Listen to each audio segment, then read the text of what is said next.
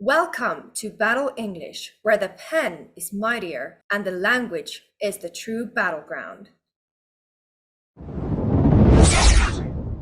There will be 3 rounds. Round 1, critique combat. Round 2, grammar gauntlet. Round 3, lesson showdown. Remember, this is a fun, friendly, educational battle. Discussion of topics, questions, and answers is encouraged. And for everyone watching at home, you can learn more about Battle English at WeSpeakEnglish.com. In today's battle, we have Geoff Anderson, aka Fluent American, aka the Flue-tenant, taking on Colin Munro, the Silver-Tongued Brit. The judges of today's battle are Gideon from Let Them Talk TV and Jason, aka Fluency MC. Hey guys, are you ready? Let's go! Lesson showdown. Are you ready for round 3? Here are the topics that you can choose from to make a video lesson about. Judge Gideon, can you give us your 2 topics? Here are my 2 topics. Number 1, terrible T, how to pronounce the letter T in English. Number 2, email English, beyond dear and sincerely. Judge Fluency MC, are you ready to give us your topics? I'm ready. So my 2 topics are construction vocabulary and never use double negatives. How to understand double negation. I think I'm going to go with the double negative one. I think that's something I can do the most interesting work on in a short time period. I was hoping there'd be something on tenses there because I've been doing a lot of work on that recently, but unfortunately not. But I'll go with double negatives. Is there another reason why you chose this topic? Well, I think Geoff would be very good at these, the first one on the T's. I don't know if that's what he'll choose, but I definitely think he'd do a better job than me on that. So I'd rather leave that to him. Okay, well, Geoff, question is, what topic do you choose? I guess I'll pick the T's. I'll do the T's. I've talked about it a lot, but that's fine. I can do another video on T sounds. That's fine. Since it has been insinuated that you might. I dabble. It was between the T's and the construction. But I think, because I'd like to do also something I can direct students to, and most of the students who come to my channel are already kind of focusing on the pronunciation aspect. So I feel like in terms of what's most beneficial in the long run, I feel like the T video is probably going to have the achieve more goals for everybody. Great. Now remember, you have 4 hours to send us your video file. We've given you the address to send the file to. The video should be about 10 minutes long. It must be your original work. You can use visual aids, but they must be created by you. No prepared material. Points will be awarded for creativity, clarity, accuracy, and effectiveness in teaching the topic. Now let's see who can make the best video lesson. Good luck.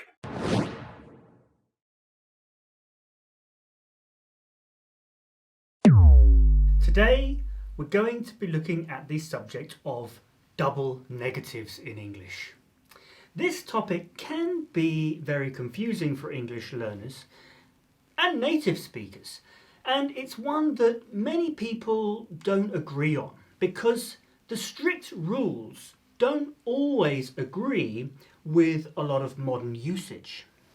So let's break it down together. We'll find out why in standard English we normally avoid double negatives and how this differs from other languages where double negatives add emphasis.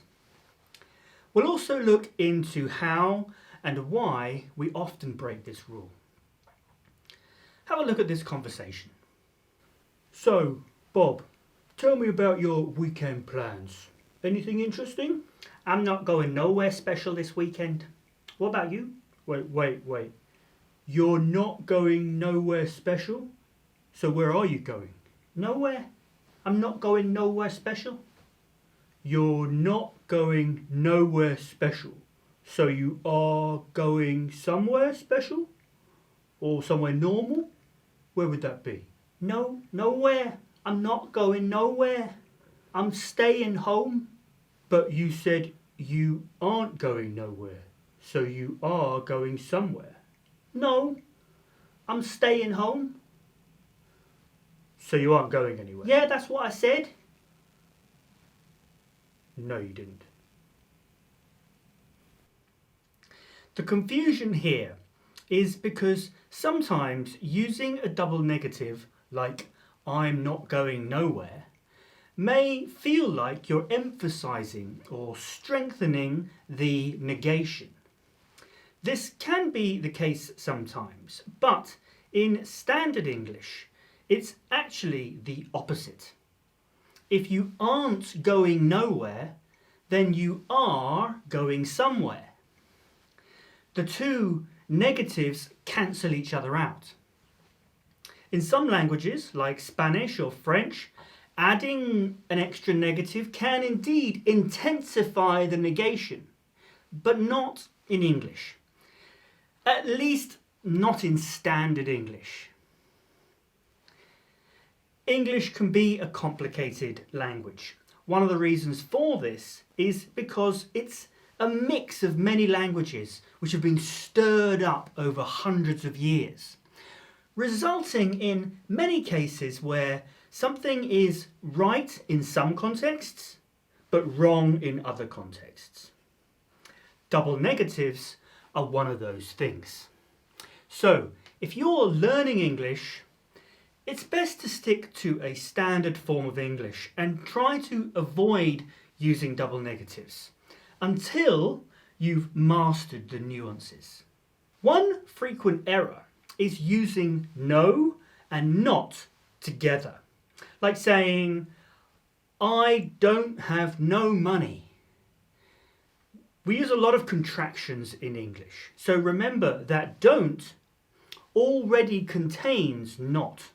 So it should be, I don't have any money. To avoid using double negatives, you can expand your vocabulary and incorporate words like any, anybody, anyone, and anything into your sentences. These words make it easier to express negation without falling into the double negative trap. For instance, instead of saying, I don't know nobody here, you can say, I don't know anybody here. Instead of saying, she didn't say nothing about it, you can say, she didn't say anything about it. Instead of saying, they won't let you in without no ID, you can say, they won't let you in without any ID. But as I said, you will hear people use double negatives, especially in popular culture.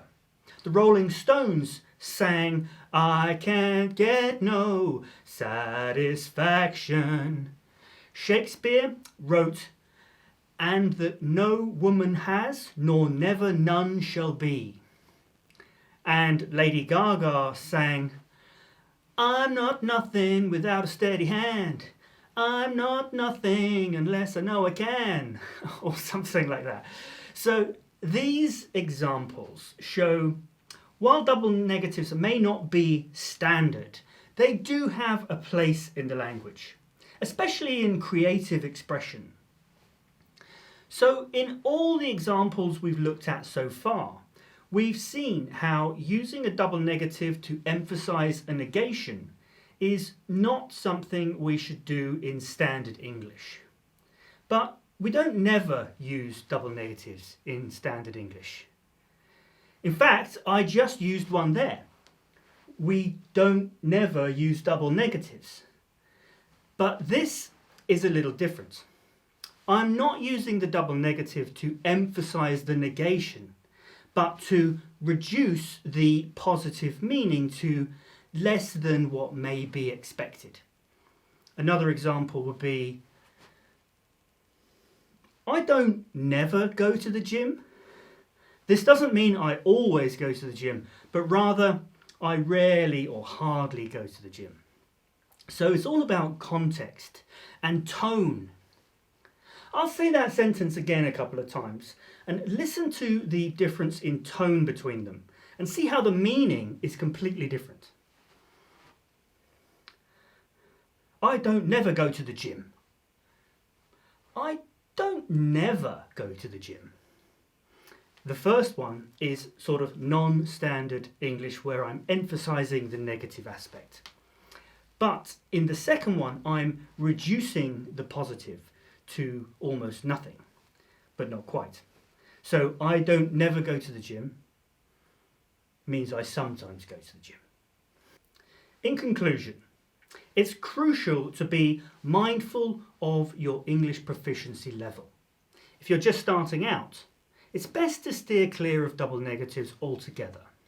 However, if you're more advanced, you might encounter situations where they are used, mainly in informal speech or literature, but don't use them in formal letters or a job interview. Just remember to use them carefully. Be aware of the context. So there you have it, our comprehensive exploration of double negatives in English. They can be quite tricky, but with practice and good understanding of when and when not to use them, you will master this aspect of the English language. Thanks for watching me today. Don't forget to subscribe to the channel and give this video a thumbs up, and I'll see you next time. Okay, that's round 3. Stay tuned for the judge's final decision. Remember to subscribe to our YouTube channel so you don't miss the judge's final decision and our future battles. Click subscribe now. Learn more about Battle English at WeSpeakEnglish.com.